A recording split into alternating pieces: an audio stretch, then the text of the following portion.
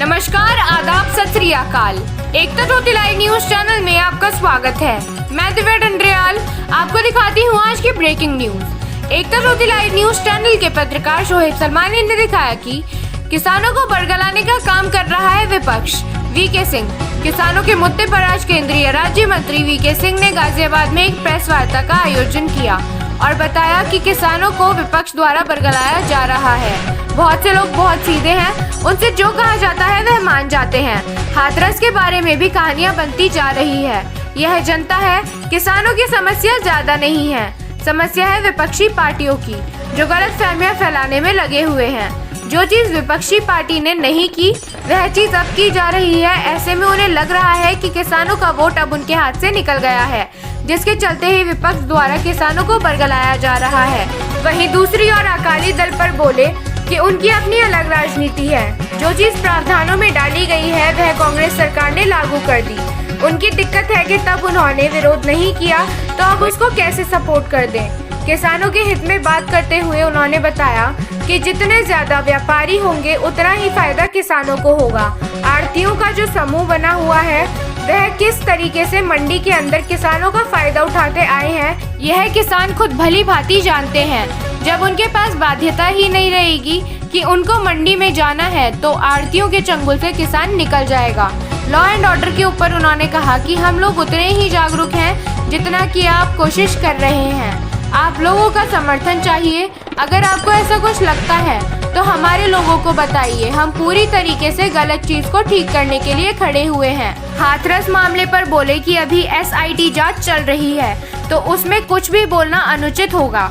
Press वार्ता में महापौर आशा शर्मा, विधायक सनील शर्मा, अजीत पाल त्यागी, जिला अध्यक्ष गोपाल अग्रवाल, महानगर अध्यक्ष संजीव शर्मा, पप्पू पहलवान, सुशील गौतम, राजेश त्यागी, कुलदीप चौहान, अश्वनी शर्मा, नीरज गोयल आदि। आप किस वजह से सामने आए हैं? किसानों का मुद्दा। सवाल ये है कि सरकार को क्या ये जरूरत देर से महसूस हुई कि अब सामने आकर इस बात के लिए जवाब देना पड़ा? क्योंकि CAA में भी हमने इसी तरह का उदाहरण देखा है कि एक गलतफहमी पैदा हुई और आज किसानों के बीच अभी से गलतफहमी ही कहें जिसकी वजह से पूरे देश में प्रदर्शन हो रहा है। देखिए, दिक्कत ये है, बहुत से लोग ऐसे हैं हमारे जो कि उनको जो चीज़ बताई जाती है बहुत सीधे हैं, उनका बहुत सरल स्वभाव है, उनको जो बोला जाता है उसको मान जाते हैं। क्या चीज़ कहाँ पर है उसको नहीं मानते हैं। ठीक है, यही आप देखेंगे। उन्होंने हाथरस के बारे में पूछा था, वो कहानियाँ बनती जा रही हैं, लोग बाग हर एक कहानी को मानने को तैयार है।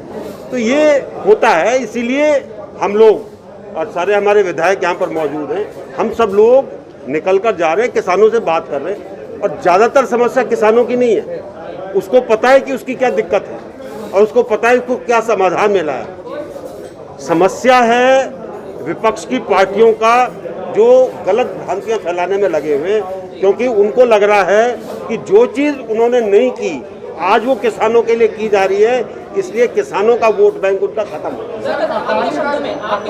आपके साथ था लेकिन अलग क्यों इसी मुद्दे पर? अकाली दल की अपनी राजनीति है। उनके प्रदेश के अंदर कुछ चीज़ें जो इन प्रावधानों के अंदर डाली गई हैं वो कांग्रेस सरकार ने लागू कर दी।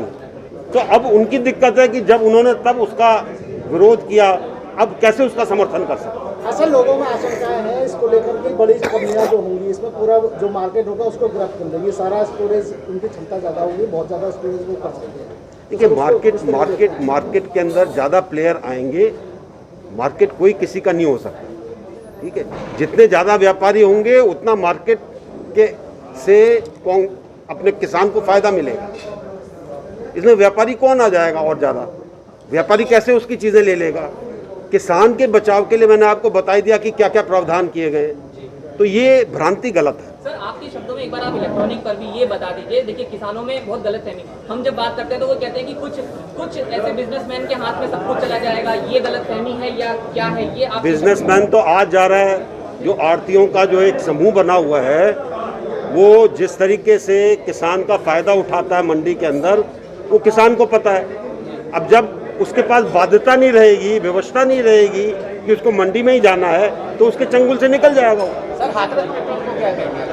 सर हाथरस में जिस तरीके से लड़की का शव जलाया गया सर, तो सर एक अन्य मुद्दे पर अगर आप यूपी में जो चल रहा है क्राइम, खासकर मैं हाथरस की बात नहीं कर रहा, गाजियाबाद में भी, क्योंकि आप सांसद गाजियाबाद के सांसद हैं सर, थोड़ा महिलाओं के प्रति अपराध बढ़ा है, ये बात तो मानेंगे, इजाफा हुआ है। आप क्या एसएसपी से बात करेंगे या फिर ऊपर यूपी सरकार से बात करेंगे, क्योंकि योगी जी से भी आप लगातार कांटेक्ट में रहते हैं, हम देखते हैं छोटे छोटे मुद्दों पर आप वहाँ बात करते हैं। तो देखिए, ये जहाँ तक कानून और व्यवस्था का मामला है, हम सब उतने ही जागरूक हैं जितने आप हैं, और हम कोशिश पूरी कर रहे हैं कि हर चीज़ के ऊपर, और इसमें आप लोगों का समर्थन चाहिए, ठीक है।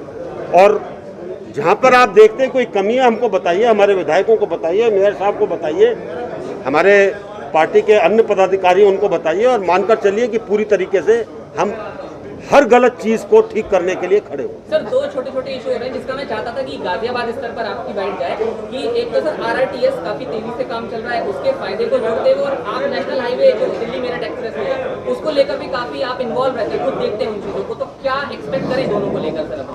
आप ये एक्सपेक्ट करिए कि जो अब नई टाइमलाइन कोविड के बाद बनी है, उन टाइमलाइन के ऊपर काम पूरा हो।